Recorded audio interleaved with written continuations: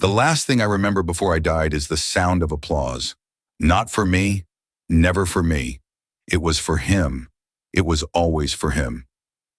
Caden Ashford stood at the center of the Iron Veil Pack's ceremonial hall, like he had been carved out of the mountain itself. Broad-shouldered and golden-eyed, wearing the alpha crown like it had grown there naturally. The whole room smelled like pine resin, cedar smoke, and the particular brand of collective joy that only comes when a pack watches its strongest son finally claim what everyone always knew was his. I stood at the edge of that same room in a borrowed shirt that was slightly too big for my shoulders and shoes that had scuffed toes, and I thought, well, at least I dressed for the occasion of my own humiliation. My name is Eli Calloway. I am 22 years old. I am an Omega. And 3 minutes from this moment, the man I have loved since I was 16 years old is going to reject me in front of every single person I have ever known. I know because I touched his jacket this morning. That is my thing, by the way. My gift, my curse, my deeply inconvenient party trick. The moment my skin makes contact with any object that carries emotional residue, I see it, feel it. Every memory, every intention, every secret soaked into the fabric. I shook Caden's jacket off the back of his chair while tidying his room at 6 this morning, the way I had done every morning for 4 years as his unofficially official Omega attendant. And the vision hit me like cold water straight to the chest. Him, standing exactly where he was standing now. And me, standing exactly where I was standing now. And his voice, low and certain and terrifyingly calm, saying the words that I had spent 4 years quietly terrified of. I release you from my consideration. You are not my mate. So I had approximately 6 hours to prepare for the worst moment of my life. And what did I do with that time? I made his bed. I pressed his ceremonial shirt. I polished his shoes. I know. Someone needed to stage an intervention for me years ago, and no one did. And that is frankly a community failure. The Iron Veil Pack Hall sat in the foothills just outside Ashford, Colorado. The kind of small mountain city that looked like a postcard until you lived there long enough to understand the teeth behind the scenery. 3,000 pack members spread across 40 square miles of territory, a council of 7 betas who handled logistics, and 1 alpha bloodline that had ruled uncontested for 6 generations. The Ashfords. Old money, older wolves. And an unbroken record of producing exactly the kind of alpha that made every Omega in a 50-mile radius lose their structural integrity just from eye contact. Caden was the best of them, or so everyone said. I used to believe that too. The hall itself was impressive in that aggressive mountain lodge way, all exposed timber beams and iron chandeliers and walls lined with photographs of past alpha ceremonies going back to 1947. Someone had strung warm lights along the rafters for tonight. There were folding tables with food I had helped carry in at 8 this morning, flower arrangements I had personally collected from the market in town because Caden mentioned offhand 3 weeks ago that his mother liked white dahlias, and a sound system that was currently playing something orchestral and deeply self-important. I had done all of this. I had built the backdrop for my own rejection. Honestly, the audacity of my own devotion was something I was only just beginning to fully appreciate.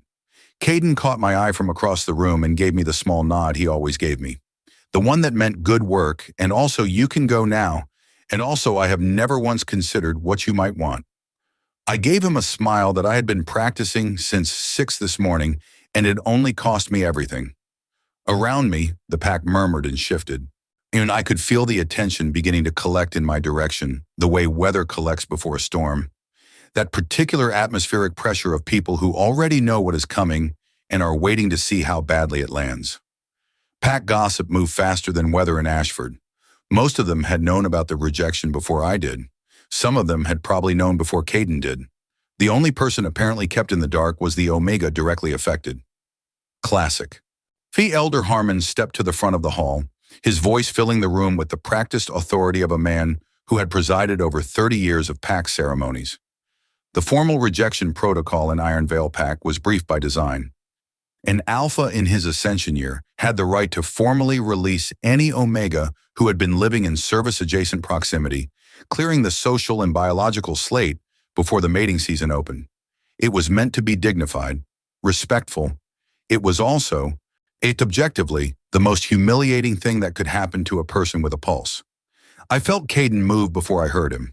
His scent reached me first, that cedar and cold mountain air combination that I had spent 4 years learning the way other people learn their own heartbeat. My chest did the thing it always did when he was close. That involuntary tightening that my body apparently refused to abandon even in its most betrayed moments. Rude, I told my own chest. Genuinely rude. He stopped in front of me, close enough that I could see the steadiness in his golden eyes, the complete absence of doubt. The way his jaw was set like a man who had already moved past this moment in his mind before it even happened. And I thought, with a particular clarity that only arrives at the worst possible time, I saw this coming. I held his jacket in my hands at 6 this morning, and I felt this exact moment pressing against my palms like a bruise. I knew, and I still came. Maybe that says something about love. Maybe it just says something about me. Eli Calloway. His voice was even, ceremonial, like reading from a document. Caden Ashford. Mine was not even, but it was steady. I had promised myself steady. The room held its breath. I release you from my consideration. He did not blink. You are not my mate. Silence.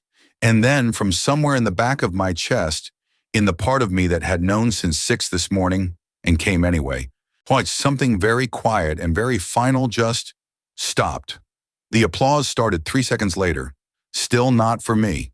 But here's the thing nobody in that hall understood. Not Caden, not Elder Harmon, not a single wolf in that warm, well-lit room that I had spent the day decorating for someone else's glory. I was not just an Omega, and I was not done. Those 4 words sat in my chest like an ember, while the applause continued around me, warm and completely oblivious.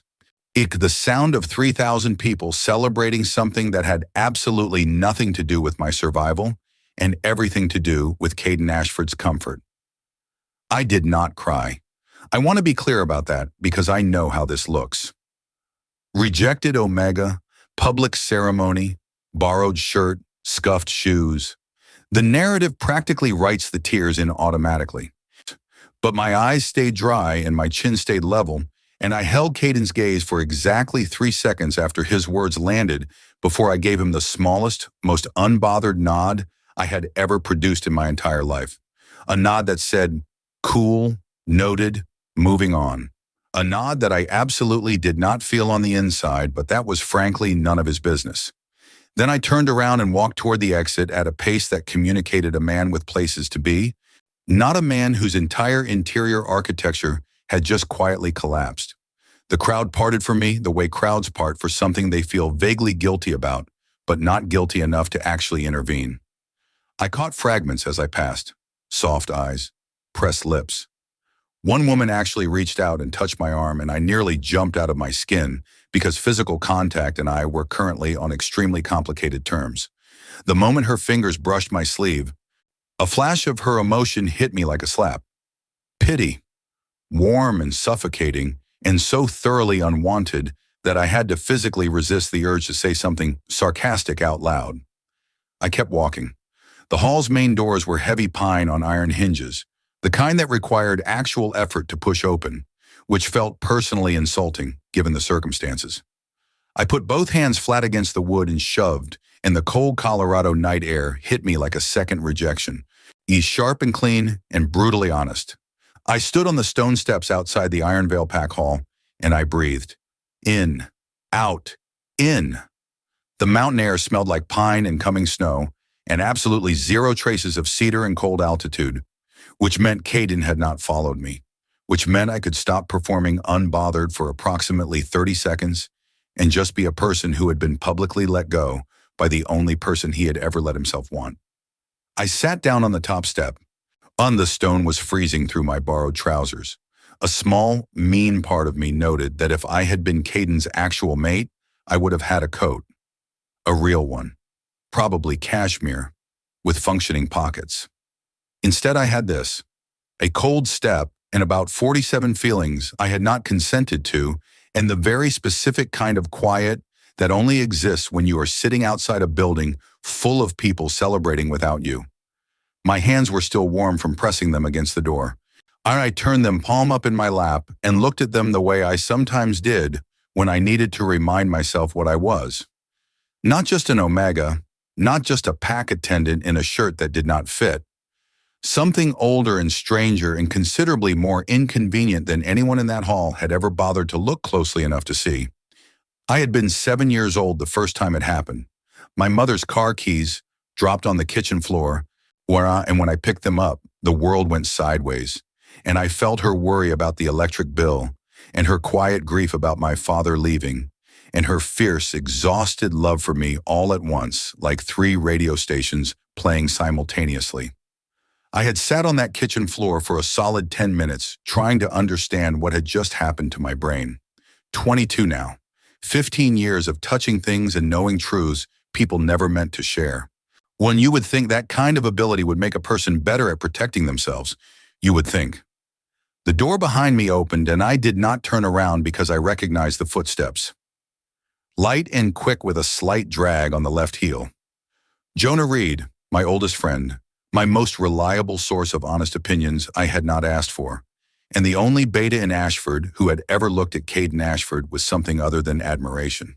When he sat down beside me without a word and held out a paper plate with 2 of the little smoked salmon appetizers I had spent 40 minutes arranging this morning, I stared at the plate. "You made these," he said. "I am aware. Seemed wrong to let them go to waste." I took one. It was good. Obviously it was good. I had a talent for this kind of thing, a fact that exactly 0 people in the Iron Veil pack had ever thought to connect to anything other than Omega domesticity. When we sat in silence for a moment, eating stolen appetizers on frozen steps, and somewhere inside the hall the orchestral music shifted into something celebratory, and I felt the exact edges of what I was about to lose settle around me like the cold. Not just Caden, the pack routines, the hall, the mountain mornings that had structured every day of my life for 4 years, the particular shape of a life built around someone else. "You knew," Jonah said. "Not a question. Jonah, this morning," he exhaled slowly. "And you still set up the flower arrangements. The dahlias were already paid for." "Eli, he likes things done properly, Jonah. It would have been unprofessional to leave them in the truck." Jonah turned to look at me with the expression he reserved for moments when my coping mechanisms were showing in public. Fond, exhausted, slightly horrified. "What are you going to do?" he asked. And here was the thing. Here was the thing I had been sitting with since 6 this morning when Caden's jacket told me everything. Because the vision had not stopped at the rejection. When I pressed my palms against that fabric and the images came rushing through, the rejection was only the first thing I felt. Behind it, deeper and darker, and wrapped in something that felt like deliberate concealment, there was something else, a name I did not recognize. A conversation Caden had already had with someone I had never met, and a decision that had been made about me, about my future and my place in this pack, that went considerably further than simply not wanting me as his mate. I had spent all day trying to decide if I wanted to know the rest.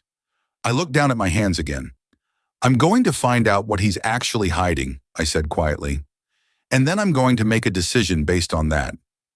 Jonah was quiet for a beat, and one that sounds less like a plan and more like the opening scene of a situation that gets out of hand fast. Those are my favorite kind of situations. The door behind us opened again. This time the footsteps were different, heavier. That specific weight distribution I had memorized without meaning to. The slight pause before each step that meant someone was choosing to move slowly rather than naturally. Caden's scent reached me a half second before he spoke. Cedar, cold mountain air, and underneath it, something I had never caught before in 4 years of proximity. Guilt. My hands went still in my lap. "Eli," he said. His voice carried none of the ceremony anymore. Just the lower register he used when there was no audience. "I need to talk to you." I did not turn around. "That's interesting," I said pleasantly, "because about 10 minutes ago, it seemed like you had already said everything you needed to say." Jonah made a quiet sound beside me that might have been a suppressed laugh and might have been genuine concern. Knowing Jonah, probably both.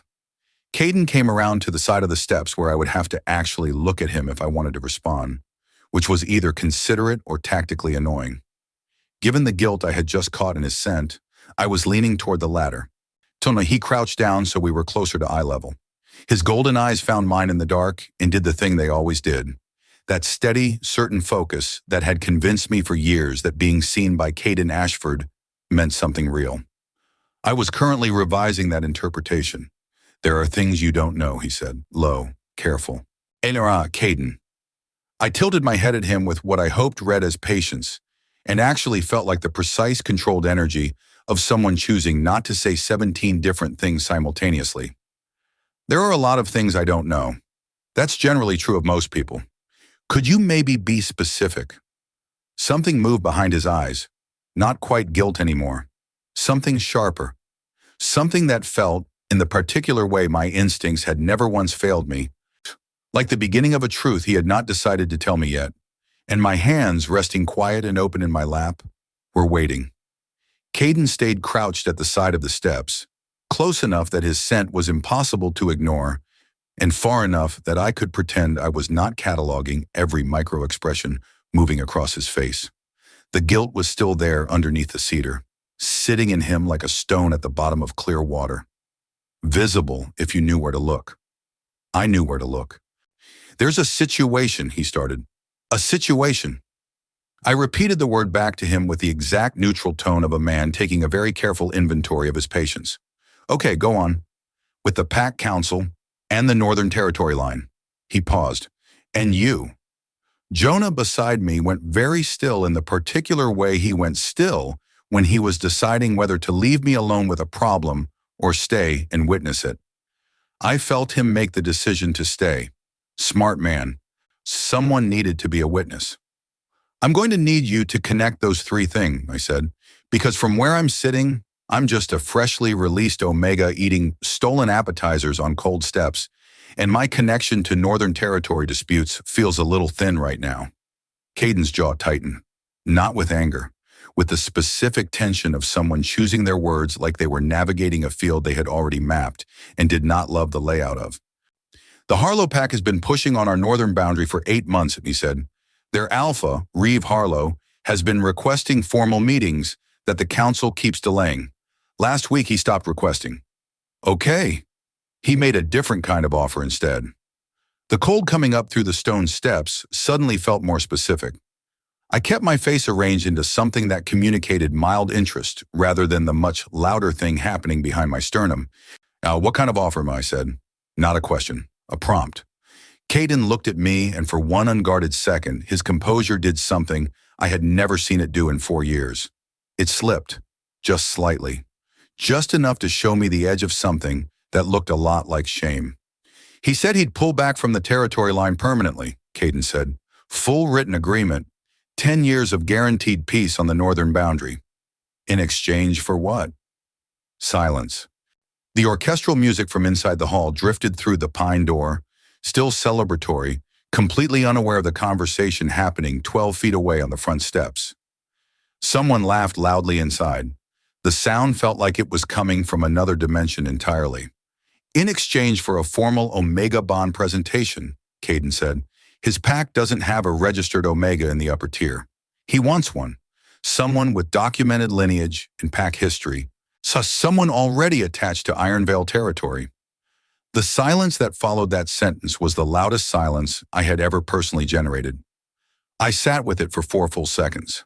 "So," I said slowly, with the careful diction of a man piecing together a puzzle that he already does not like the picture of, "you rejected me tonight in a formal ceremony, which removed me from your consideration and from my current service position, which means I am now technically an unattached Omega with documented lineage and 4 years of Ironvale pack history." Caden said nothing, and Reeve Harlow wants an unattached Omega with exactly those qualifications. More nothing. "Caden." My voice came out very quiet, very level, the kind of level that takes significant structural effort to maintain. "Did you reject me tonight so that you could hand me to another alpha as a peace offering?" The word "no" came out of his mouth fast. Too fast. The speed of a denial that had been prepared in advance. And that was the moment I stopped trusting the conversation entirely and started trusting my hands instead, because I needed to know the truth, and words were clearly not going to give it to me tonight. I stood up from the steps. Caden rose with me, reflexively, that alpha instinct to match height and presence. We were close now, closer than we had been all evening.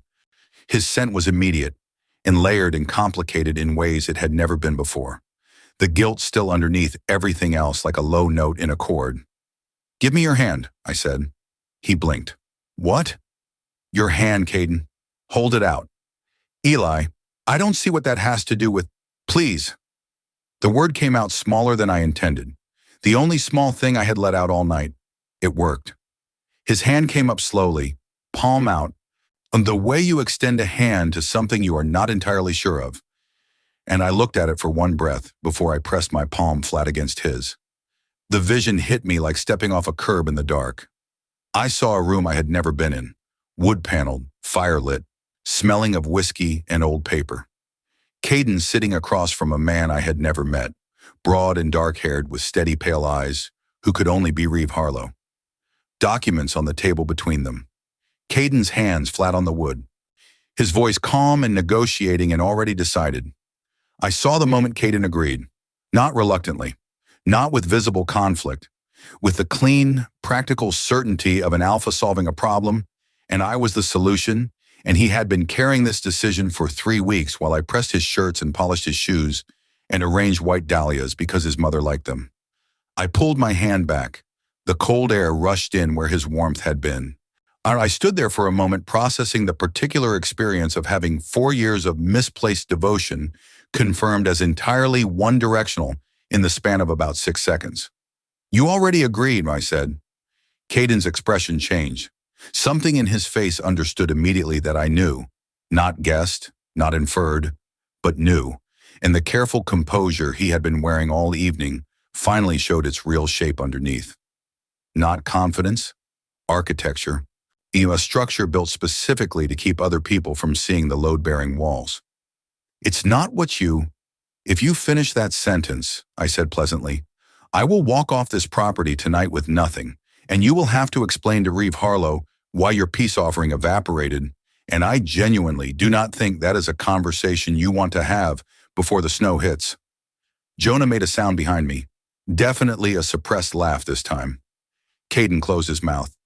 We stood in the cold mountain dark and looked at each other, and I felt, moving through me like water finding its level, the particular clarity that arrives when you stop hoping something is not true and start working with the fact that it is.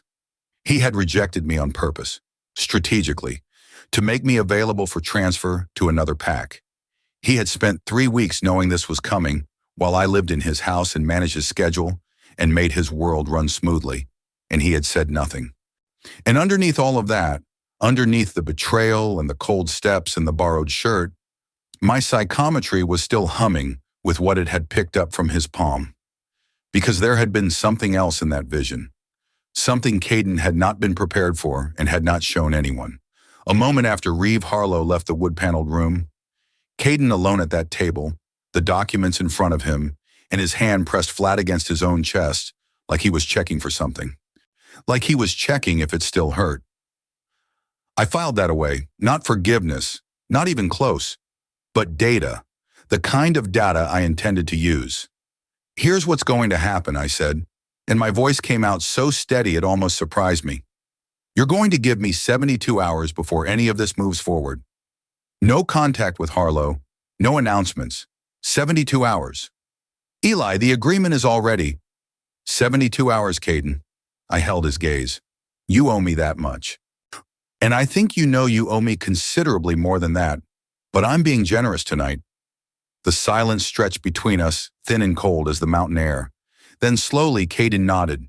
72 hours, he said. I picked up my paper plate with the remaining appetizer, nodded once like a man closing a business meeting, and walked down the steps toward the parking lot. Jonah caught up with me in 4 strides. "Eli," he said, low and careful, "but what are you going to do in 72 hours? I looked out at the dark mountain road ahead of us, the pine trees standing black against the lighter black of the Colorado sky.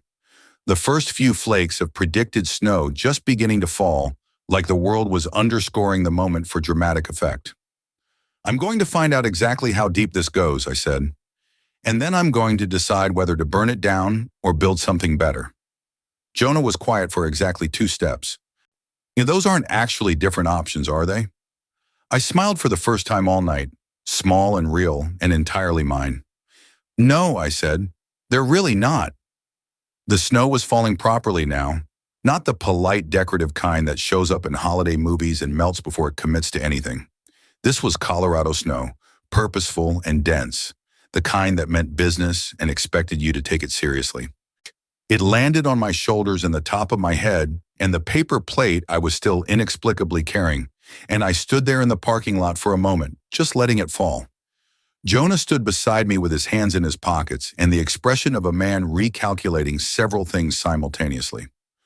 "Okay," he said finally, "walk me through the part where you touched his hand." "Psychometry. I know what it is, Eli. I've known you for 15 years. Then you know what I saw." He turned to look at me and his breath came out in a small white cloud in the cold air. "How bad?" I thought about the wood-paneled room, the documents, Caden's hands flat and certain on the table, the clean, practical quality of a decision already made and filed away. "He agreed 3 weeks ago," I said, "sat across from Reeve Harlow in what looked like a private meeting room somewhere off territory, shook hands on it, asked and came home, and let me make his dinner." Jonah was quiet for a long moment. "Eli, I know. That is, I know, Jonah." He pressed his lips together, looked at the snow, looked back at me.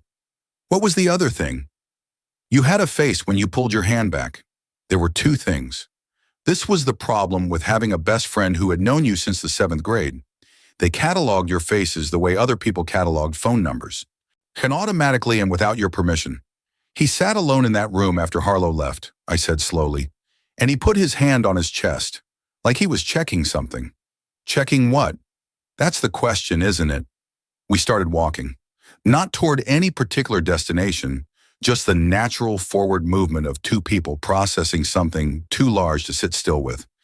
The parking lot connected to a narrow road that curved down through the pine trees toward the main stretch of Ashford below, and our feet found it without discussion. Snow collected quietly on the pine branches on either side of us, and the lights of the hall behind us softened and dimmed as the trees thickened.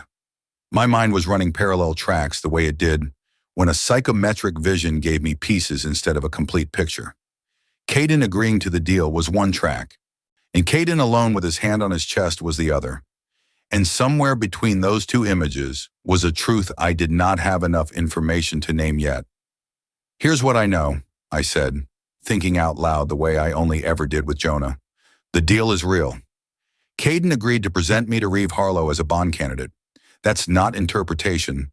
I felt the certainty of it in his memory. It was decided, done, filed." "Right. But the second image doesn't fit a man who made a clean, more practical decision and moved on. You don't press your hand to your chest and sit alone in an empty room if you're fine with what you just did." Jonah was quiet for a few steps. "So either he has a conscience that arrived about 3 weeks too late, or there's something else in that agreement that I didn't see yet." I looked at the snow falling through the dark tree canopy above us. The vision only gives me what the object's memory holds most strongly. Whatever Caden was feeling most intensely when he handled that jacket this morning, the agreement was the loudest thing. But loud doesn't mean only. You need to touch something with more information in it. I need to touch the actual documents.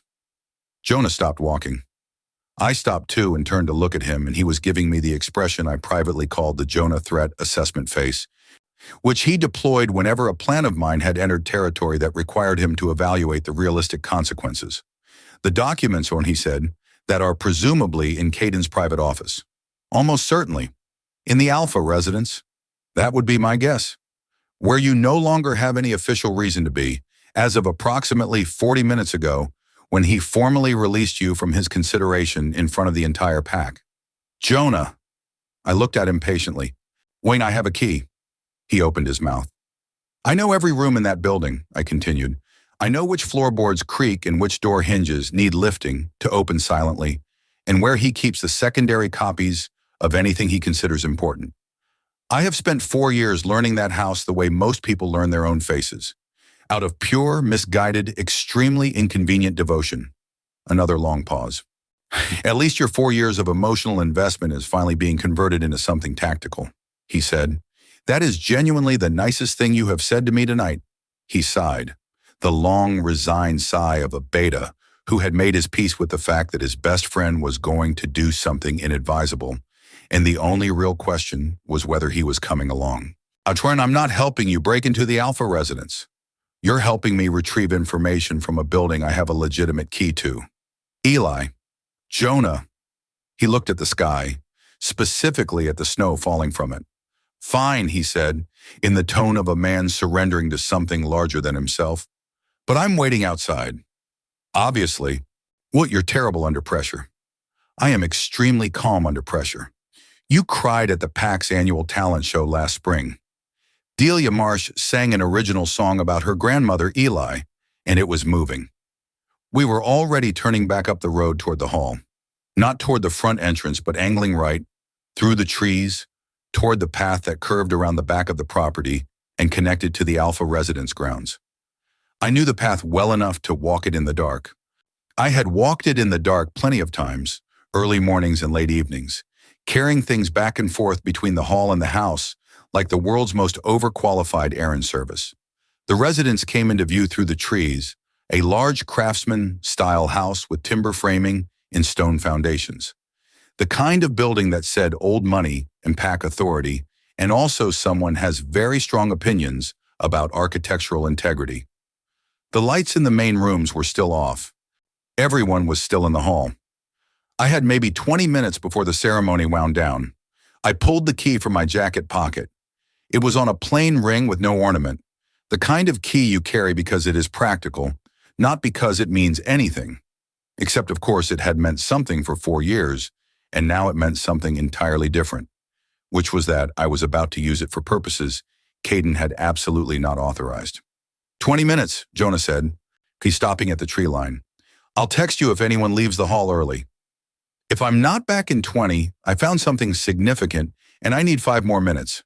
If you're not back in 20, I'm going to stand here and panic quietly and then deny I was ever here. That's fair. I looked at him for a second. Just a second. Thank you, Jonah. He waved me off with the practiced ease of someone who had been accepting gratitude from me for 15 years and never quite knew what to do with it. Go find your evidence. Try not to touch anything with sentimental value, or you'll be in there all night. I turned toward the house and moved quickly through the last stretch of open ground, snow falling soft and steady around me, my breath coming out in small visible clouds. The key fit the side entrance lock the way it always had, smooth and certain, and the door opened without a sound because I had oiled that hinge myself 6 months ago. Inside, the house was dark and warm and smelled like cedar and old wood, and the particular combination of scents that 4 years of proximity had taught my body to recognize as home. I stood in the hallway for one breath and made myself feel that recognition without flinching, and then I filed it away and moved toward the office. The office door was closed but unlocked. Caden never locked it when he left for ceremonies because he never imagined anyone would be in his house without his knowledge. That was the comfortable blind spot of someone who had never had to question whether the people in his life were actually on his side. I pushed the door open and crossed to the desk. The documents were in the second drawer, left side. I knew because Caden kept everything territorial in the left drawers and everything personal in the right. And I had organized this system myself, which was either deeply ironic or completely predictable, depending on how you looked at it. I pulled the drawer open, and there they were.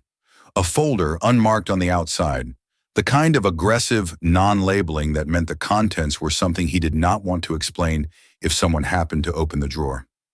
I picked up the folder, took one breath, opened it, and pressed my fingers flat against the first page. The vision came in layers this time, richer and more complex than the jacket had given me, because documents held the emotions of every person who had touched them. Caden, someone with a sharp, calculating emotional signature who had to be a lawyer or a council representative. And then a third presence, one I had not expected.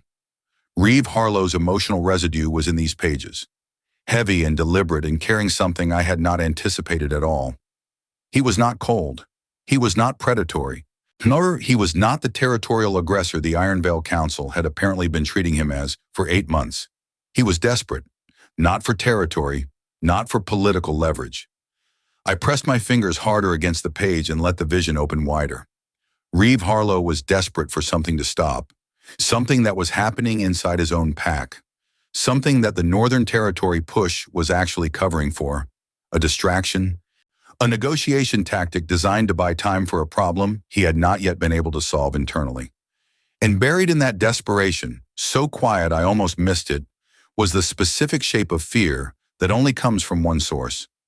Someone in Reeve Harlow's pack was going to get hurt if this deal did not go through. I lifted my fingers from the page and stood very still in the dark office, with the snow falling silently outside the window, and the cedar scent of Caden's house wrapped around me like a conversation I had not agreed to have. Everything I had thought I understood about tonight had just reorganized itself into a completely different shape. Caden had made a deal that would hurt me. That was still true. That was not going anywhere. But Reeve Harlow was not a villain in this. He was someone running out of time, and whoever was making him run, that was the actual problem. I closed the folder carefully and placed it back exactly as I had found it and slid the drawer shut. Then I stood up, straightened my borrowed shirt, and walked back out through the house the same way I had come in. Jonah was exactly where I had left him, hands deep in his pockets, snow collecting on his shoulders, looking like a man who had been having a very serious conversation with a pine tree about his life choices. He turned when he heard me, read my face in the way he always did, quick and accurate. "You found something," he said. "I found several things." I looked back at the house once, at the warm light coming through the office window, at the cedar and cold night smell of it all. Caden is still wrong. What he did is still not acceptable. But I looked at Jonah and felt the cold settle cleanly around me, and something else settling too. Something that felt less like devastation and more like direction. "But this is bigger than a rejection," I said, "and I think I'm the only person who knows how big." The snow kept falling. The 72-hour clock was running. And for the first time since I had stood in that ceremonial hall in a borrowed shirt and let Caden Ashford let me go, I felt something shift inside my chest into a new and unfamiliar position. Not hope, not yet, purpose. It was a strange thing to find on the worst night of my life, like reaching into a coat pocket expecting nothing and pulling out something that changed the entire shape of the evening. Jonah fell into step beside me as we moved back through the trees toward the road, the snow coming down steadily around us now, soft and indifferent to the fact that my entire understanding of tonight had just been rearranged from the inside out. "Talk to me," he said. "What did you actually feel in those documents?" I organized my thoughts the way I always did after a strong psychometric read, starting with the clearest images and working outward toward the more complicated ones. Caden's emotional signature was the loudest, calculated, resolved. He made that deal with the specific logic of a man who had decided the math worked and stopped asking questions after that. Okay. The council representative who drafted the terms was cold throughout, professional, no strong feelings either direction, just someone executing an arrangement. And Harlow? I ducked under a low pine branch heavy with snow and straightened on the other side. "Scared," I said. "Not aggressive scared, cornered scared. The kind that comes from watching a situation deteriorate and running out of options to stop it." Jonah was quiet for a few steps, working through that. So the territory pushes weren't actually about territory. They were a pressure campaign designed to force a meeting. He needed to get in front of Iron Veil leadership badly enough that he created a crisis to make it happen. I paused. And whatever he told Caden in that room, it was enough that Caden agreed to terms that included me. Which means the thing Harlow is trying to stop must be significant enough to justify a solution that significant. What is he trying to stop? That's the part I couldn't read clearly. The fear was loud, but the specific source was layered underneath it. I got the shape of it, but not the name. I looked at Jonah. "I need to meet Reeve Harlow." Jonah stopped walking. I kept walking. He caught up in 3 quick steps. Eli, you cannot just request a meeting with the alpha of a rival pack 20 minutes after your own pack alpha formally released you from consideration. I'm not going to request a meeting, I said patiently. I'm going to be the meeting. Caden already agreed to present me to Harlow as a bond candidate. And that presentation is going to happen whether I like it or not, unless I produce a compelling reason within 72 hours for the whole arrangement to collapse. Right.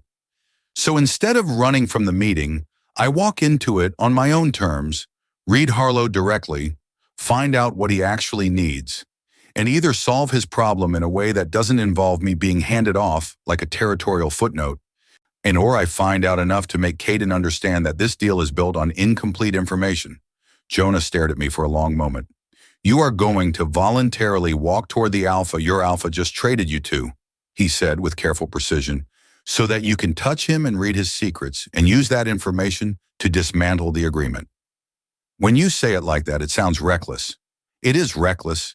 It's Eli. It is also the only plan that gets me actual information instead of assumptions. I looked at him. You know I'm right.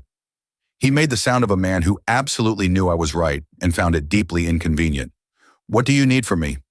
Harlow's location. He came to Ashford for the ceremony, which means he's staying somewhere local. Probably not packed territory, neutral ground, a hotel or a private rental. Jonah pulled his phone out. His fingers moved across the screen with the particular efficiency of someone who had grown up in a beta family with 3 older siblings in logistics, which meant he had an instinct for finding information through legitimate channels that I genuinely envied. There's only one hotel in Ashford that accommodates out-of-territory pack guests, he said, already typing. The Ridgeline. Yeah, it's 20 minutes down the mountain. Is it walking distance? He looked up from his phone and then looked pointedly at the snow. I'll take that as a no, I said. Do you have your car? Yes. Perfect. Eli, I said I wasn't helping you do anything reckless tonight. And I said I wasn't doing anything reckless. I'm doing something strategic that requires transportation. He looked at me. And I looked back at him with the expression I had developed specifically for moments when I needed Jonah to choose between his better judgment and his loyalty to me. His loyalty won, the way it always did. I'm keeping the engine running, he said, the entire time. Jonah, you are the best person I know. I'm going to need that in writing eventually. We reached his car, a dark blue Subaru with a dented rear bumper from an incident involving a parking structure in Denver that he still refused to fully explain, and I got into the passenger seat while he started the engine and pulled out of the pack hall side lot slowly enough to not attract attention. The road down the mountain curved through thick pine forest, the headlights catching the falling snow and making it look like we were driving through static. I watched it and let my mind stay with the images from the office documents, pressing gently at the edges of what I had not fully resolved. The fear in Harlow's emotional signature had a particular texture, not fresh panic, something chronic, something he had been living with long enough that it had settled into the background of every decision he made. That kind of fear did not come from a territorial dispute. It came from something personal, something close, someone he was trying to protect. And the Ridgeline Hotel came into view through the trees, a low, well-lit building with a timber facade that matched the general Ashford aesthetic of, we take mountain living very seriously. The parking lot had maybe a dozen cars in it, a few pack-registered vehicles with northern Colorado plates that I did not recognize. Harlow had brought people with him. Not many, a small detail. Jonah pulled into the far end of the lot and stopped the car, but did not cut the engine, as promised. Quote, room number? I'll ask at the desk. You'll ask at the desk, he repeated. What reason are you going to give a hotel front desk for needing the room number of a visiting alpha? I thought about this for exactly 2 seconds. I'll tell them I'm the Omega attendant sent ahead by the Iron Veil Pack Alpha to confirm the bond presentation schedule. Jonah turned to look at me slowly. That is, he said, technically not entirely false. It is technically the most true thing I could say right now, given what I know about the last 3 weeks of my life. He pinched the bridge of his nose. Go, quickly. The hotel lobby was warm and smelled like pine cleaner and the faint commercial scent of a gas fireplace running in the corner. The front desk was staffed by a young beta man who looked up from his computer with the professionally pleasant expression of someone trained to be helpful regardless of what walked through the door. I walked to the desk, composed myself into the specific energy of a person on official business, and said, "I'm here to confirm a message for one of your guests, Reeve Harlow, Northern Colorado Territory. So could you let him know his 11 o'clock appointment has confirmed?" The front desk beta checked his screen. "Mr. Harlow is in room 114. I can ring through for you." "Please." He picked up the desk phone. I stood and waited and looked at my reflection in the dark window beside the desk and had a brief internal conversation with myself about the general wisdom of this plan. The internal conversation concluded that wisdom was a luxury for people who had not just been used as a peace offering. "Hey, Mr. Harlow, I have someone at the front desk confirming your 11 o'clock. A pause. "Of course." He set the phone down and looked at me. "He says he'll be right out." I turned and stood near the lobby seating area, a cluster of low chairs arranged around a coffee table, and I waited. I heard him before I saw him. Not footsteps exactly, but the atmospheric shift that accompanied a high-ranked alpha in motion. Or that subtle pressure change in the air that pack biology registered before conscious thought did. My spine straightened automatically. My instincts ran their annoying mandatory assessment. Tall, strong, dominant, present. Then he came around the corner from the hallway and I saw him in person for the first time. Reeve Harlow was not what the Iron Veil Pack's description of him had prepared me for. The council characterized him as aggressive, territorial, and difficult. The language they used for alphas who pushed boundaries and did not respond politely to being ignored. The image that description painted was all sharp edges and calculated menace. The man standing in the lobby was broad-shouldered and dark-haired with pale gray eyes and a face that looked like it had been tired for a long time. He wore a plain dark sweater and jeans and no display of rank markers, which was either tactical or simply the choice of someone who was too exhausted to perform authority tonight. He looked at me and stopped, not with recognition, with something more specific. His nostrils flared slightly, the involuntary scent red that every alpha did on first contact, and then something moved through his expression that I did not expect. Relief, not attraction, not assessment, relief. The specific release of tension in a face that had been holding it for a long time, when he crossed the lobby and stopped about 4 feet away. Respectful distance. His scent reached me at the same moment, and it was nothing like cedar and mountain altitude. It was wood smoke and river water, and something underneath both of those that my instincts flagged immediately as grief. Chronic, quiet, well-managed grief. "You're Eli Calloway," he said. His voice was low and careful, the voice of a man who had learned to measure every word before releasing it. "I am," I said. "And I think you should tell me what is actually happening in your pack before this agreement goes any further." Something shifted in his gray eyes. Not surprise. Something closer to the particular expression of a person who has been hoping someone would ask the right question and is finally unexpectedly hearing it. "How did you know," he said slowly, "that something was happening?" I held his gaze. "Because I touched the documents," I said.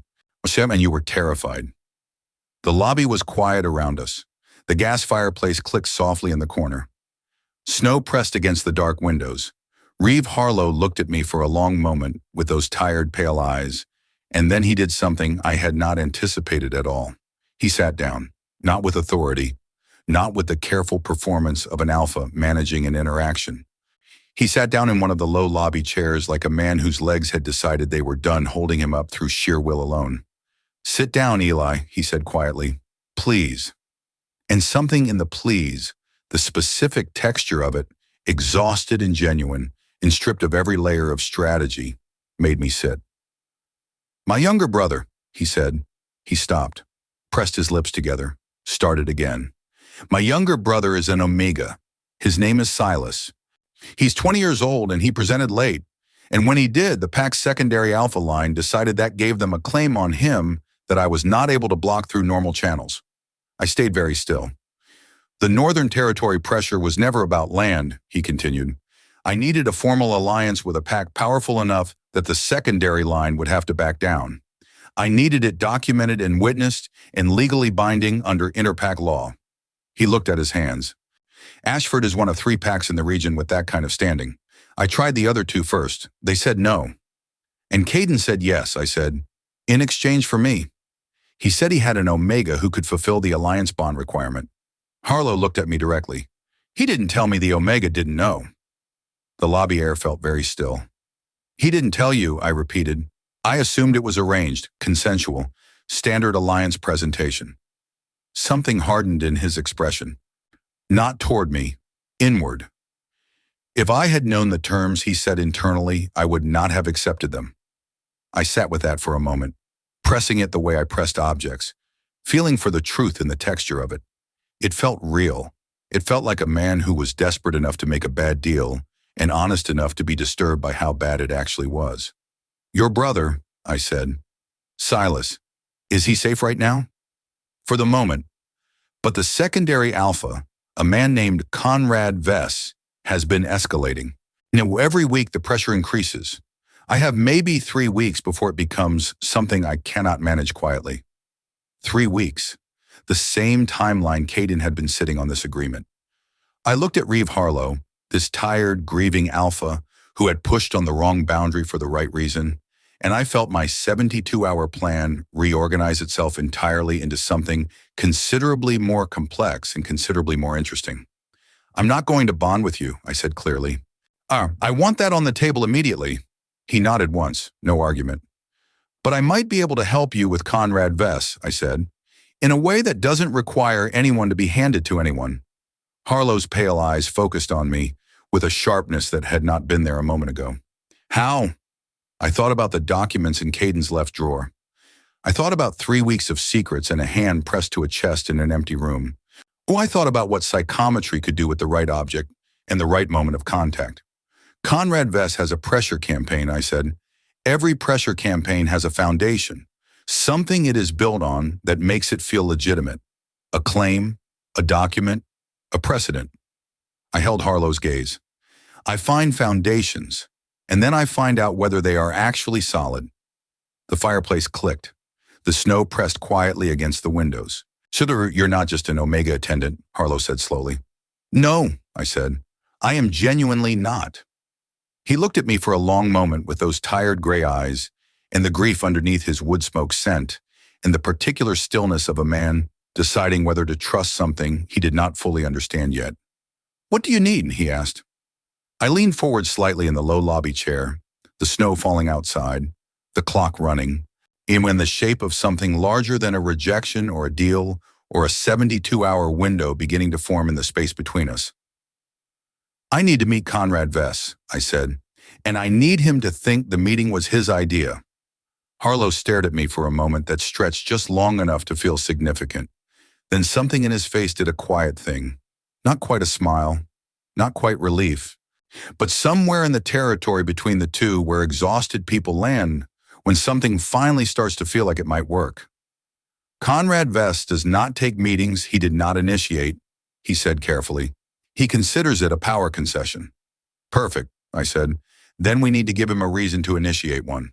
With you specifically. With me specifically. Harlow leaned forward, elbows on his knees, and studied me with those pale gray eyes that had clearly spent a long time reading rooms and people, and the spaces between what was said and what was meant.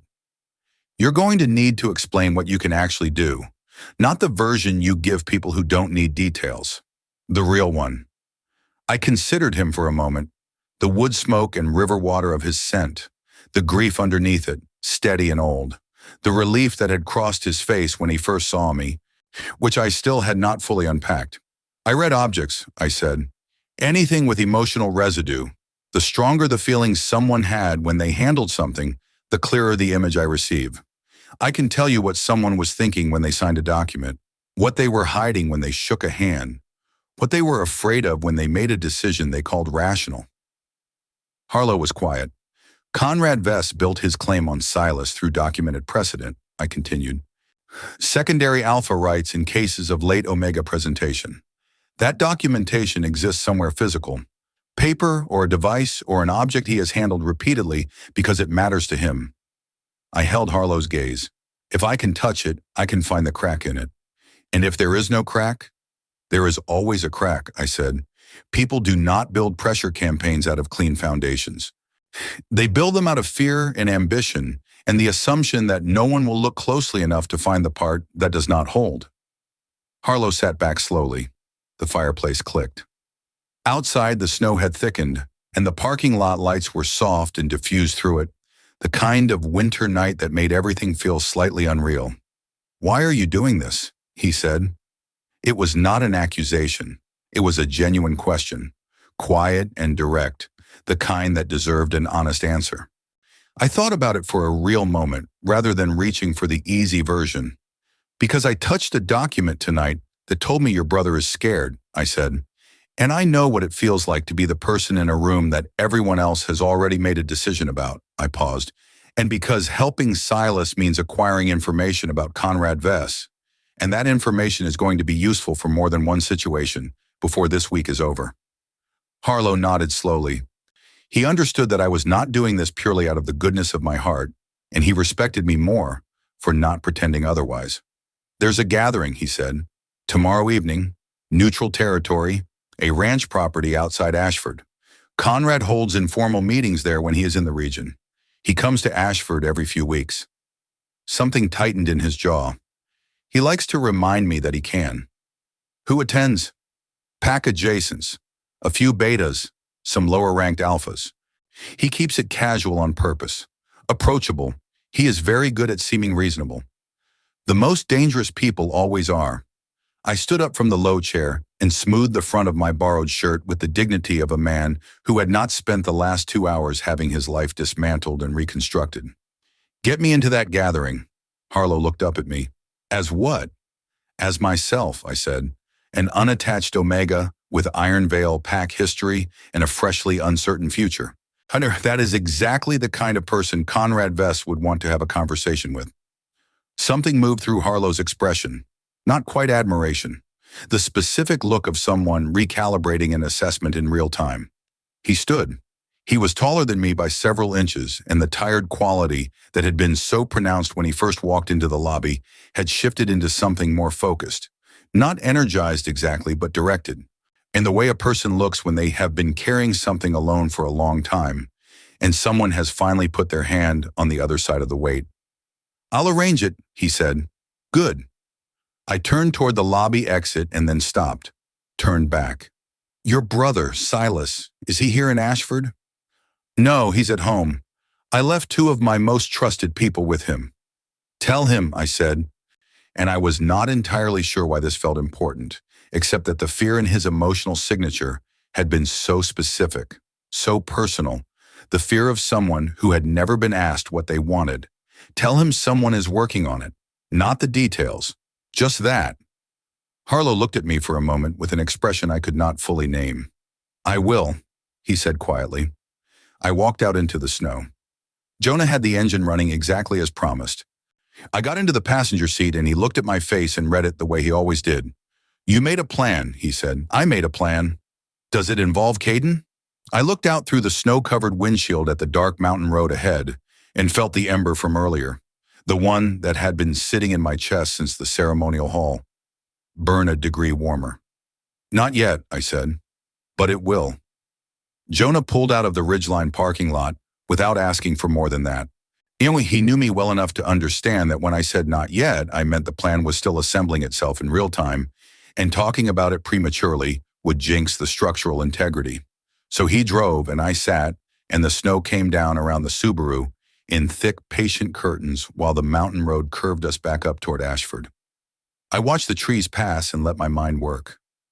Conrad Vess, a name I had not known 3 hours ago, and now could not stop turning over. When the way Harlow said it carried the specific weight of someone who had been afraid of a person long enough that the fear had calcified into something harder and quieter than fear usually was. Not panic, dread, the settled long-term kind. That told me things about Conrad before I ever touched a single object he had handled. People who inspired that kind of dread in other alphas were not simply aggressive, they were patient. And they were the kind of person who understood that power was not about the loudest move, but about the most perfectly timed one. They built pressure slowly, and they built it correctly, and by the time anyone understood the full shape of what was happening, the exits had already been quietly closed. I had met one person like that in my life before tonight. My mother's pack elder when I was 12 years old. and a soft-spoken beta woman named Harriet Cole, who had systematically isolated every Omega in our former pack from their support networks over the course of 4 years. One small, reasonable-seeming decision at a time. By the time anyone named it, it was done. I had touched Harriet Cole's pen once during a pack meeting and understood everything in about 6 seconds. The memory made my hands feel itchy in the specific way they got when psychometry residue was still fading from a recent strong red. Jonah turned onto the main road through Ashford proper, the small downtown strip of the city coming into view through the snow, coffee shops and a hardware store, and the brewery that did pack gatherings on weekend nights. The streets were quiet this late, a few cars moving slowly through the accumulating white. The kind of town that went home when the weather said to. "I need to tell you something," Jonah said. His voice had a quality I recognized. The careful leveling of tone that meant he had been sitting on information and had decided the moment to release it had arrived. I turned to look at him. "What?" "When you were inside the residence." He kept his eyes on the road. Caden came out of the hall. I went still. He walked to the side path, the one that goes toward the residence. Jonah's hands were easy on the wheel, but his jaw was not easy at all. I was at the tree line. He did not see me. Did he go inside? He stood at the side entrance for about 30 seconds. Then he went back toward the hall. I processed that. He knew I was in there. He had to. He knows that house. If you moved anything, breathed differently, left a scent trail through rooms that should have been empty. I was careful. You were careful by Eli standards. Eli standards and alpha scent tracking standards are not always the same standard. Fair, genuinely fair. Yeah, so he knew I went in, I said slowly, and he did not stop me. Jonah nodded once. I sat with that and felt it from several angles. Caden knew I had been in his office, knew I had been near the documents, and chose to walk back to the hall without intervening. That was not the behavior of a man who had nothing to hide and no reason to care. That was the behavior of a man who had decided to let me find something, which meant either he wanted me to know more than I currently did, or he was testing what I would do with the information, or there was a third option that my psychometry had not reached yet and that my brain was currently refusing to name because naming it would require reassigning Caden from one category of person to another, and I was not prepared to do that at 11 o'clock on the worst night of my recent life. "Stop the car," I said. Jonah stopped the car. We were on a quiet side street 1 block off the main strip, a residential stretch with old craftsman houses set back from the road and porch lights haloed by falling snow. I got out. Not with any particular destination. I just needed to stand in the cold and the open air and let my head clear the way it only cleared when I was not enclosed. My boots found the salted sidewalk, and I stood there with snow landing on my shoulders and my upturned face, and I breathed. In, out. Cedar and mountain altitude hit me on the third breath. Not imagined. Real. I turned around. Caden was standing 20 feet behind me on the sidewalk. Not in his ceremonial clothes anymore. A dark jacket, plain, the kind he wore when he was not performing anything. His golden eyes found mine immediately through the falling snow, and he stopped walking the moment I turned, like he had been following at exactly the distance where stopping would not feel like retreat. I stared at him. He stared back. The snow fell between us, patient and indifferent. And the porch lights made everything soft and amber and completely inconsiderate of the emotional content of the moment. "You followed us," I said, not angry, factual, saving the anger for when I understood the full shape of what it was for. "I followed you," he said, specific, intentional distinction. "How long?" "Since the Ridgeline parking lot." So he knew I had met with Harlow. When he knew I had walked into that hotel and sat with the alpha he had traded me to and had a conversation that was well outside the boundaries of a freshly released Omega's expected behavior. And he had followed me here instead of stopping me there. "Why?" I said. Caden was quiet for a moment. His breath came out in a slow white cloud.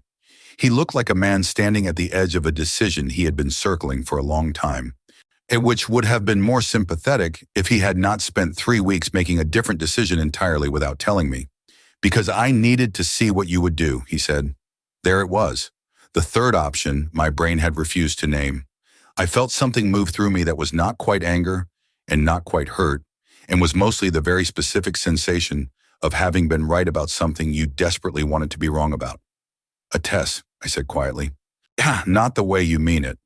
"Caden," my voice came out low and very controlled. "You rejected me in a formal ceremony. You agreed 3 weeks ago to present me to another alpha as a bond candidate. You let me walk into your office tonight knowing I was there. And now you are standing on a street corner telling me you followed me to see what I would do." I looked at him steadily. "In what way is that not exactly the way I mean it?" Something cracked in his expression. Not the composure this time. Something underneath the composure. Something that looked raw and badly maintained, like a wall that had been patched too many times in the same place. "I made the deal because the council told me to," he said. The words landed and sat there in the cold air between us. I heard them. I understood their grammatical content. And then I took them apart very slowly and felt the shape of each individual word, the way I felt objects. Pressing at the edges for the truth inside. "The council told you to," I repeated. 6 weeks ago, Elder Harmon and 2 senior members came to me with the Harlow situation. They had already identified you as the optimal Omega for the Alliance bond. They said the decision had been made and my formal rejection would be required to make you eligible. His jaw was tight. "They told me if I refused, they would find a way to force the bond without my participation. And that would give you considerably fewer options than the current arrangement." I stood very still in the snow. "So you went along with it," I said, "to protect me, to give you the 72 hours, to make sure it was me negotiating your terms and not someone who did not care what happened to you after. And you did not tell me," I said. "For 3 weeks, Caden, you did not say a single word. They were watching. If you knew, what your behavior would change, and they would know I had told you, and the deal would have moved faster, not slower." I breathed in, out, cedar and mountain air, guilt still underneath it. But something else now, too. Something I had not caught before because it had been buried under the guilt's volume. Something that smelled like the decision to let me find the documents. The decision to follow instead of stop. It smelled like trust, and I hated that I could smell it. I thoroughly hated that my biology was in there taking inventory, while my brain was still processing the information that the man I had loved since I was 16 had spent 3 weeks making decisions about my life without me, and called it protection. "You should have told me," I said, very quiet, very final. "I know. That is not an acceptable reason for what you did. I know that too. Knowing does not fix it." "No," he said. "Heck, it doesn't." We stood in the snow and looked at each other, and the distance between us was 20 feet of salted sidewalk and approximately 4 years of misdirected devotion and a truth that had just rearranged everything again without asking my permission. He had not sold me. He had been cornered, and he had made a bad choice in a bad situation, and he had not told me, and all of those things were still true simultaneously. And the council, Elder Harmon, the people I had carried dahlias for and arranged rooms for and built ceremony backdrops for, they had looked at me and seen a resource to be allocated. The anger that had been sitting, controlled, and organized in my chest since 6 this morning finally found its real address. It was not only Caden, it was the entire system that had looked at me and never once asked what I wanted. "Who on the council?" I said. Caden blinked. "What?" "Who on the council made this decision?" "I, Harmon, and who else?" Something shifted in his golden eyes. Recognition of the direction I was heading. "Eli, what are you planning?" "Names, Caden." He looked at me for a long moment in the falling snow. Then he said, "Harmon, Vickers, and a man named Conrad Vess who has been attending council meetings as an outside advisor for the past 4 months. The ember in my chest went from warm to white hot. Conrad Vess. Not just Harlow's problem. Not just a predator circling a young Omega in a distant pack. He was inside Ironvale. He had been inside Ironvale for 4 months, sitting in council meetings, advising on pack decisions, and apparently orchestrating arrangements that moved Omegas around like pieces on a board. I pressed my palms flat against my thighs to keep them steady. "He's the one who identified me," I said. Not a question. Caden's silence confirmed it. I looked at the snow falling between us and felt the full shape of it finally. The complete picture. The thing my psychometry had been reaching for all night in fragments and partial images. Conrad Vess was not just pressuring Harlow's pack. He was building something larger, an influence network that moved through pack councils like water through cracks, quiet and patient and already inside the walls before anyone named it. And he had chosen me specifically, which meant he knew what I could do. He knows about the psychometry, I said. Caden's expression told me everything. I turned away from him and looked down the quiet, snow-covered street and let myself feel the full weight of what that meant. Someone had been watching me long enough and closely enough to identify a power I had spent my entire life keeping quiet. Someone had decided I was more useful placed than free, and that someone was going to be at a ranch gathering tomorrow evening thinking the whole thing was his idea. I turned back to Caden. "I need you to do something," I said. He straightened slightly, not with alpha authority, with the posture of a man prepared to accept instructions. "What?" "I need you to act like nothing has changed. Go back to the hall, finish the ceremony. I'd behave exactly like an alpha who made a clean deal and is moving forward without complications. And tomorrow?" "Tomorrow," I said, "you are going to trust me." Something moved through his expression that I did not have the emotional bandwidth to fully examine right now. Something that had been there in the documents, in the empty room, in the hand pressed to the chest. "Eli," his voice dropped, lower than ceremony, lower than negotiation, and the register he never used when there was an audience. "I'm sorry." The two words sat in the cold air between us, and I let them sit there without immediately deciding what to do with them. They were real. I could feel their sincerity from 20 feet away without touching a single thing. That was not the comfort it should have been, because real and sincere did not mean sufficient, but it was something. "I know," I said finally. "That's not enough yet, but it's something." I turned back toward Jonah's car. He was watching from the driver's seat with the expression of someone who had witnessed every second of this through the windshield and was going to have significant feelings about it later that he would express through very pointed snacks. I got back in. Jonah looked at me, opened his mouth. "Conrad Vess is connected to the Iron Veil Council," I said. "He has been for 4 months. He is the reason for the deal, the reason for the rejection, and the reason Silas Harlow is running out of time." I looked at the windshield. "And tomorrow evening I am going to sit across from him and smile and let him think he has won." Jonah was quiet for 3 full seconds. "I'll pick you up at 6, he said. "Make it 5:30, I said. "I want to get there first." Jonah nodded and pulled away from the curb without another word. That was one of the things I valued most about him. He understood that some moments needed silence more than they needed commentary, and this was a man who had once delivered a 12-minute analysis of why a particular brand of gas station coffee was philosophically superior to artisan cold brew. So his capacity for restraint when it mattered was genuinely impressive. I watched the snow-covered streets of Ashford pass outside the window and let myself be still for the first time since 6 this morning. 17 hours. That was how long this day had been. 17 hours from touching Caden's jacket in the pale morning quiet of his bedroom to sitting in Jonah's Subaru with Conrad Vess's name sitting in my chest like a coal that had not decided yet whether to burn or to go cold. I knew which one I wanted it to do. My hands rested in my lap, palms up, the way they naturally settled when I was processing. They felt like they had been working all night, which they had. Mud-absorbing residue from Caden's jacket in Caden's palm and the documents in the left drawer and Harlow's careful, desperate presence in the hotel lobby. Psychometric fatigue was a real thing, a low hum behind the eyes and a specific tenderness in the fingertips, like muscles that had been used correctly and were reminding you they existed. I pressed my palms together gently and held them there. Conrad Vess knew about my ability.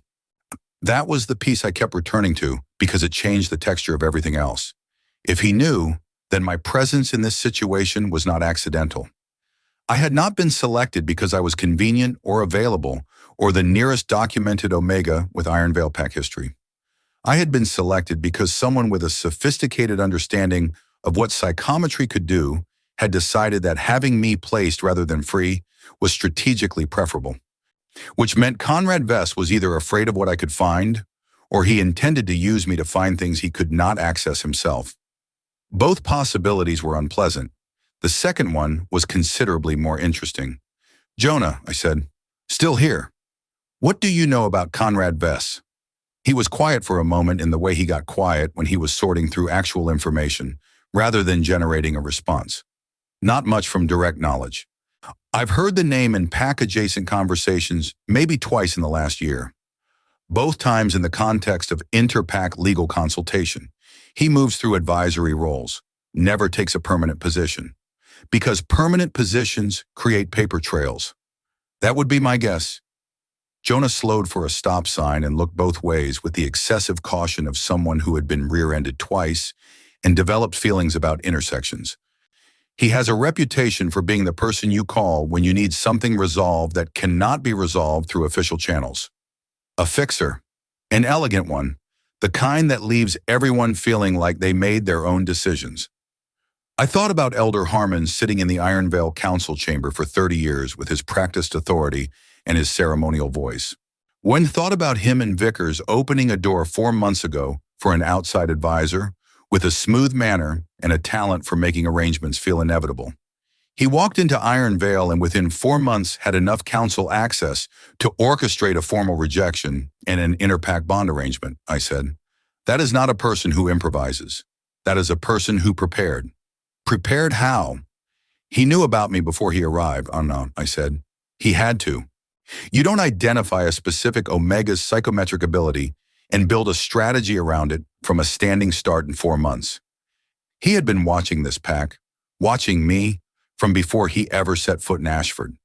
The snow had thinned slightly, the heavy part of the storm passing, leaving behind the quieter residual fall that settled into every surface and made the world look like it was being gently erased.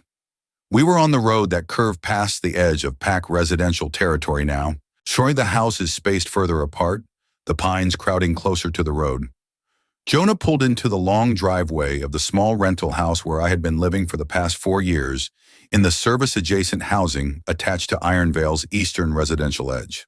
A modest place, 1 story, with a covered porch and a window box that I had planted with something that had been optimistic in October and was now definitively deceased under 3 inches of snow.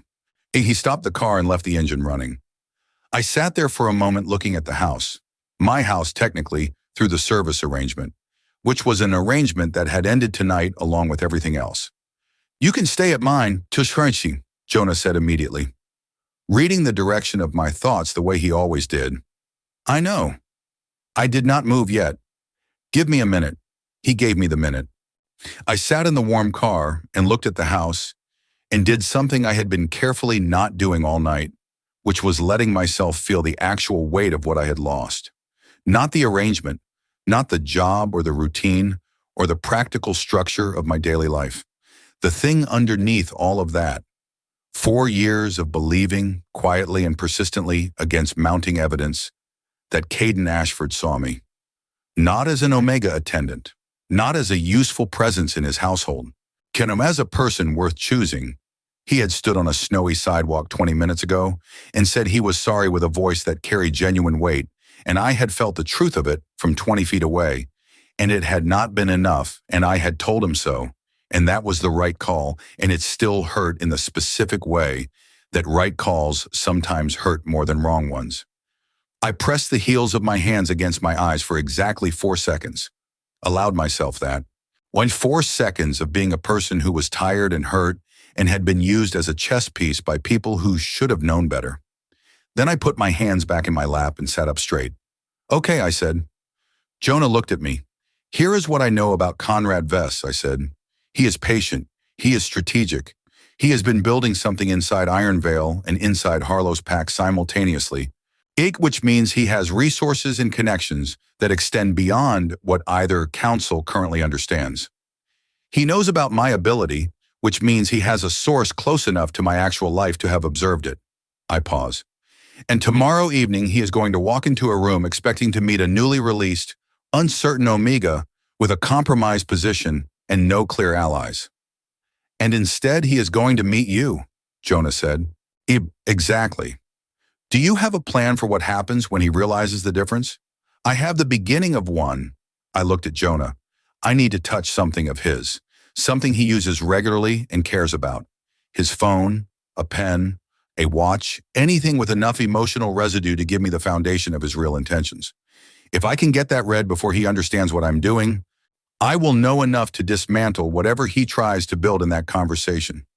And if he doesn't give you the opportunity to touch anything, then I use what I already know and I improvise. You say improvise like it is a comfort. It has worked before. It has worked before alongside significant collateral stress that you then process by not sleeping and over-organizing small spaces. I looked at him. He looked back at me with 15 years of accurate observation in his expression and not a single apology for any of it. I need you to find out everything publicly available about Conrad Vess before 5:30 tomorrow, I said. Legal consultation history, PAC affiliations, any formal advisory roles, whatever leaves a public trace. I can do that. And Jonah. I put my hand on his arm briefly, just a light touch, the careful kind I used with people I trusted when I wanted to make contact without reading them. He was one of the only people I touched freely. Thank you for tonight, for all of it. He put his hand over mine for a second in the uncomplicated way of someone who had never needed to make friendship complicated. Go sleep for at least 3 hours, he said. You are going to need your hands working properly tomorrow. I got out of the car and walked up the porch steps and stood at the door of the house for a moment with my key in my hand. Inside, everything would be exactly as I had left it at 6 this morning. The pressed shirts hanging in the small closet by the door that I had been about to deliver to the main residence before the jacket reading stopped me cold. The notes I kept in the kitchen drawer about Caden's schedule, his preferences, the small operational details of a life I had organized around someone else's comfort. I was going to have to decide what to do with all of that. Not tonight. Tonight I was going to do what Jonah said and sleep for at least 3 hours, because tomorrow I was walking into a room with a man who had been building a trap around me for longer than I had known his name, and I intended to be the most awake and prepared version of myself when I did it. I unlocked the door and pushed it open, and the warmth of the small house came out to meet me. I stepped inside, closed the door, stood in the quiet, and in the silence of a house that had always been temporary and a life that was currently between one shape and the next, I felt something settle in my chest that was not peace exactly, but was close enough to function as it. I was not who Conrad Vess thought I was. I was not who Caden's counsel had calculated I was. I was not what the Iron Veil Pack had spent 4 years comfortable assuming I was. Tomorrow evening I was going to walk into that ranch gathering in whatever clothes I could find that communicated approachable and unassuming. And I was going to shake Conrad Vess's hand. And I was going to know everything he had spent months arranging in the 6 seconds it would take his emotional residue to move through my palms. And then I was going to make a decision about what to do with that knowledge that nobody in any pack territory in northern Colorado had seen coming. Not Harmon, not Vickers, not Conrad Vess, and not Caden Ashford, who was still somewhere up the mountain in a hall full of warm lights and white dahlias, pressing his hand to his chest in empty rooms. I walked to the kitchen, drank a glass of water standing at the sink, and looked out the dark window at the snow still falling soft and steady over Ashford. Okay, I said to no one, to the house, to the version of myself that had picked up a jacket at 6 this morning and seen all of this coming and come anyway. Let's finish it.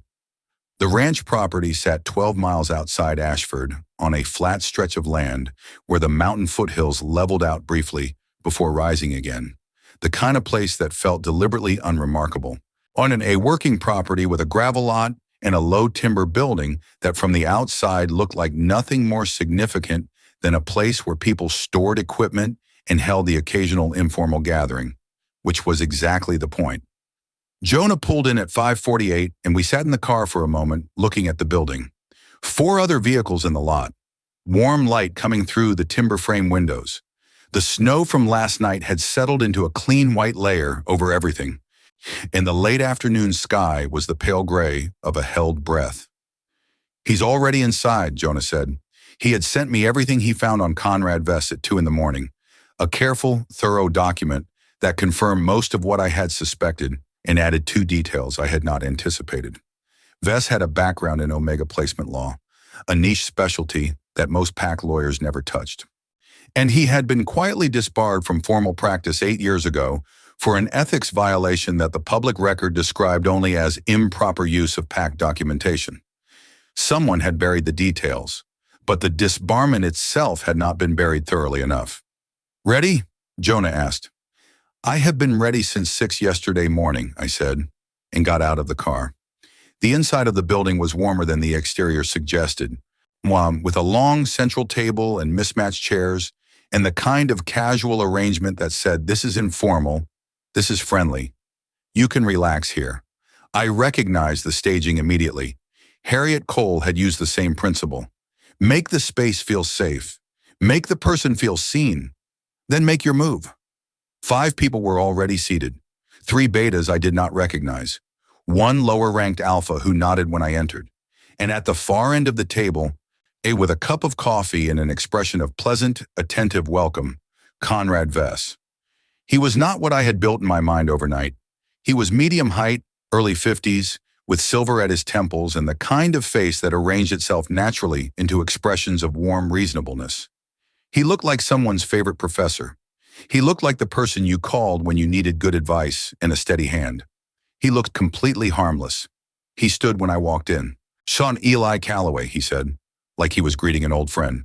"I'm glad you came." "Conrad Vess," I said, with the smile I had been practicing in the bathroom mirror at 4:30 this morning. Warm, slightly uncertain. The smile of a newly released Omega at a social gathering who was being very brave about a difficult week. "Thank you for the invitation." He crossed to me with his hand extended. I shook it. The vision arrived like a door opening onto a lit room.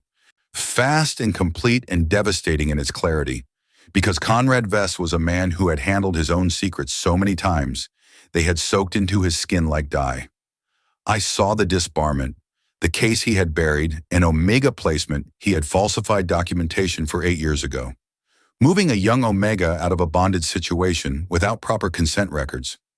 Not for cruelty, for profit.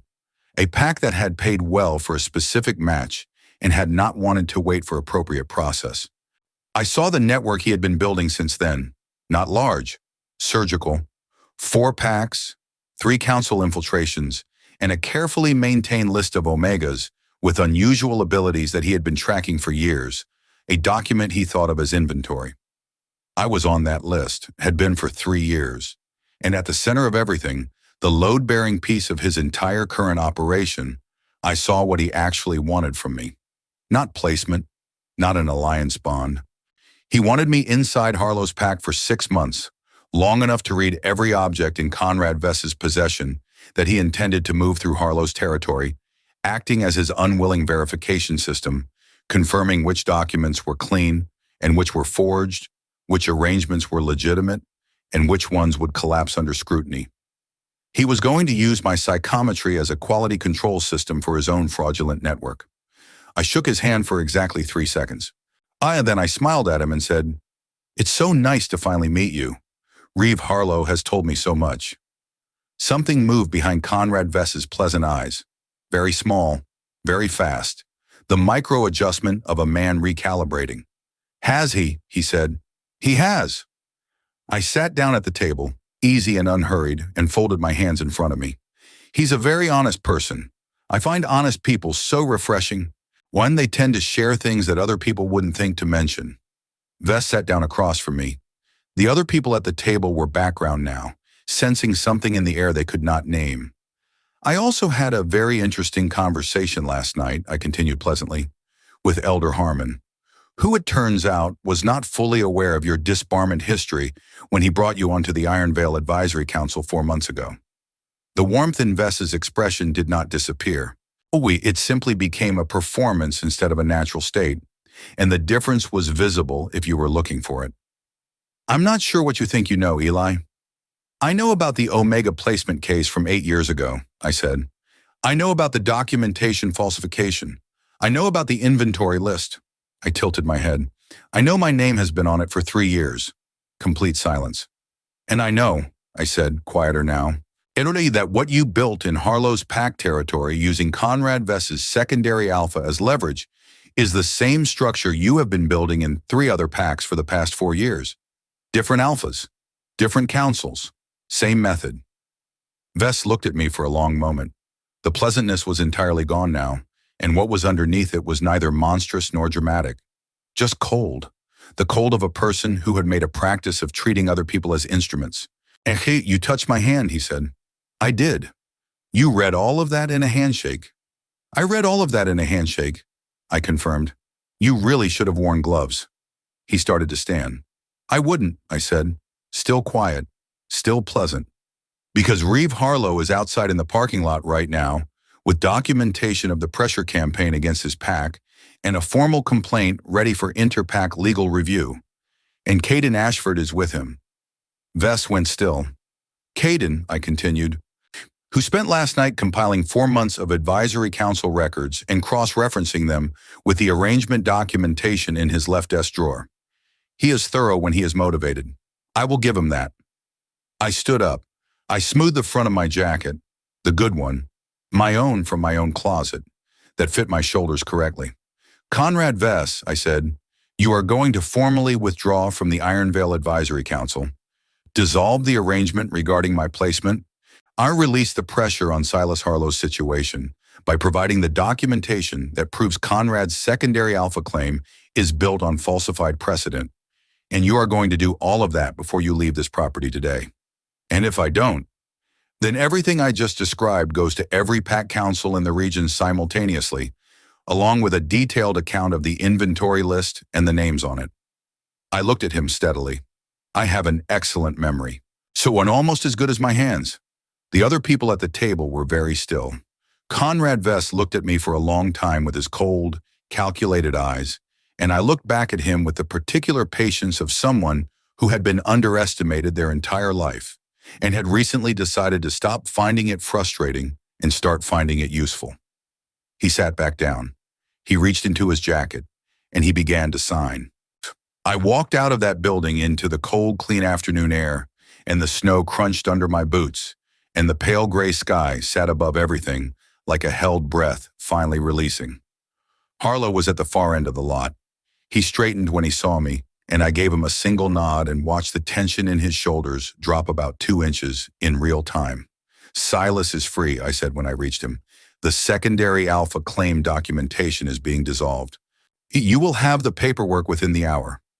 Harlow looked at me with those tired, pale gray eyes, and the grief that had been sitting in him shifted slightly, not gone, but changed in quality. The way grief changes when the thing it was protecting finally becomes safe. "Thank you," he said, simple and real and carrying the full weight of what it meant. "Take care of your brother," I said. He nodded once.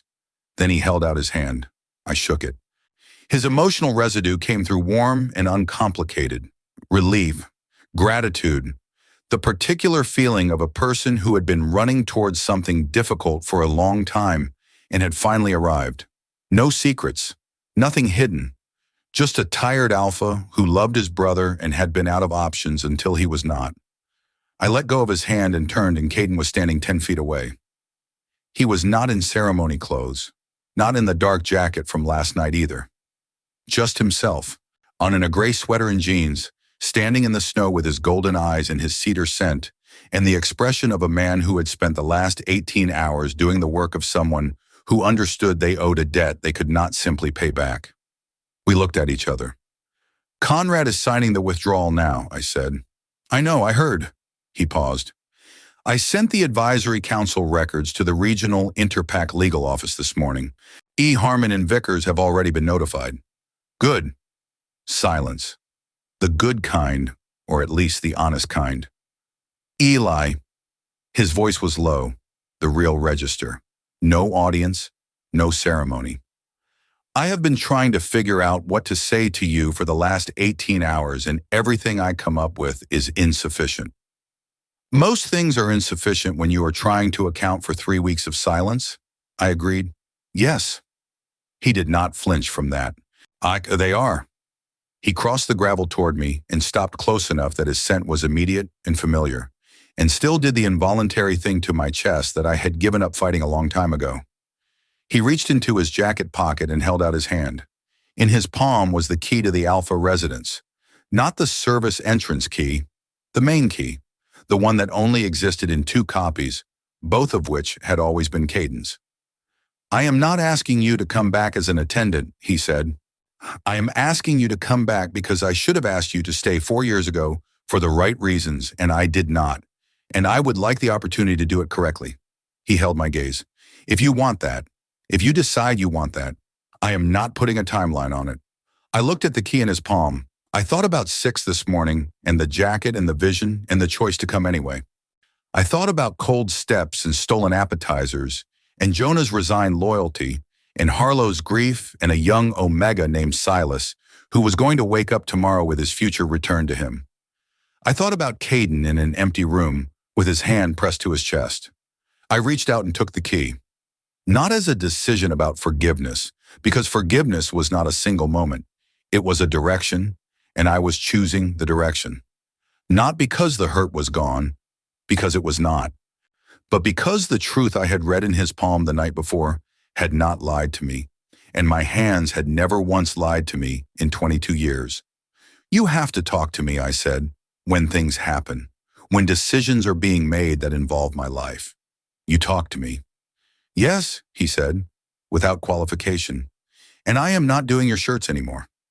Something broke open in his expression that looked dangerously close to the beginning of a smile. "And that's fair. Your collar was crooked for the last 3 months because you do it wrong, and I was too devoted to say anything." "I know. Marcus told me." "Marcus has been watching you iron for 3 months?" "Marcus watches everything. It's unsettling." And there it was. The laugh that came out of me, small and real and entirely unexpected. The first one of the night. It did not fix anything. Horna, it did not smooth over the 3 weeks or the ceremony or the borrowed shirt or any of the complicated, painful truth of the last 18 hours. But it was real, and it was ours, and it meant that somewhere in the wreckage of last night, there was still the specific thing that had made me love him in the first place, which was not his golden eyes or his cedar scent or his alpha authority, but the moments, rare and unguarded, when he forgot to perform and just was. When he stepped closer and his hand came up slowly, giving me every opportunity to step back. And when I did not step back, his fingers curved gently around my jaw, warm and careful. "Eli," he said quietly. "Don't make it a speech," I said. "You are not good at speeches." "I know." He kissed me, not with ceremony, not with performance, soft and deliberate, and carrying the specific weight of someone who had been wanting to do this correctly for longer than either of us had said out loud. His thumb traced my cheekbone, and I pressed my palm flat against his chest, right over the place where his hand had been in the empty room, and felt his heartbeat under my fingers, steady and real and present. No vision came, no residue, no emotional reading, just his heartbeat and the snow falling around us and Jonah's car running in the background, because Jonah had absolutely been watching this entire thing unfold and had the emotional intelligence to stay in the vehicle. Here, I pulled back after a moment and looked at him. "This is not instant forgiveness," I said clearly. "I know. This is a direction. There is a difference." "There is," he agreed. His thumb was still against my cheekbone. "I understand the difference." I stepped back gently and he let me, which was the right thing to do. And the fact that he knew it was the right thing to do was information I filed carefully away. I looked out at the snow-covered field beyond the ranch property, at the pale gray sky beginning to soften at the edges toward the first suggestion of evening, at the wide-open landscape of northern Colorado that had always been home and was currently in the process of becoming something new. I was still an Omega. That had not changed, but I was an Omega who had walked into a rigged game tonight and walked back out with every piece that had been taken from me, plus several pieces that had never been offered in the first place. Rejected at a ceremony, traded as a peace offering, placed on an inventory list by a man who thought he understood what I was. And here, standing in the snow outside a ranch property where Conrad Vest was currently signing his own dissolution documents, I was something none of them had written into their calculations. Free, informed, and entirely, completely done being underestimated. Jonah got out of the car. He walked over and stood beside me and looked at Caden, and then at me, and then at Caden again with the expression of a man conducting a rapid assessment and withholding full judgment pending further evidence. "Nice collar," he said to Caden. Caden touched his collar. It was, in fact, slightly crooked. I pressed my lips together. "Drive me home, Jonah," I said. "Your home or his home?" I looked at the key in my hand, looked at Caden, one who was watching me with golden eyes and the patience of someone who had accepted that patience was now the only currency that mattered. "Mine," I said, "for now." Jonah nodded, and we walked back toward the car, and the snow crunched clean and bright under our feet, and the pale sky had gone soft and golden at the horizon, and the world felt, for the first time in 18 hours, like something I had a real hand in shaping. I got into the passenger seat, looked out through the windshield at Caden still standing in the lot, watching. I was not done being hurt. I was not done asking questions or requiring answers or deciding slowly and carefully whether a direction became a destination. But I was also not the Omega in the borrowed shirt standing at the edge of a room watching someone else get applauded. I was Eli Calloway. I had psychometry in my hands and purpose in my chest, and a best friend with a dented Subaru, and a key in my pocket that had been offered freely instead of earned through 4 years of invisible devotion. Different, better, mine. "Okay," I told Jonah. He put the car in drive, and we went home through the snow, through the pine trees and the mountain curves and the amber lights of Ashford coming on one by one in the early evening. Come on, and I held the key loosely in my palm and felt nothing from it except the clean, simple warmth of metal that had been offered in honesty. For the first time in a very long time, that was enough. Thank you for watching this story to the end. If you enjoyed it, you'll definitely love the next one. It's even crazier and more intriguing than you can imagine. Don't forget to subscribe and stay tuned. The next story drops soon.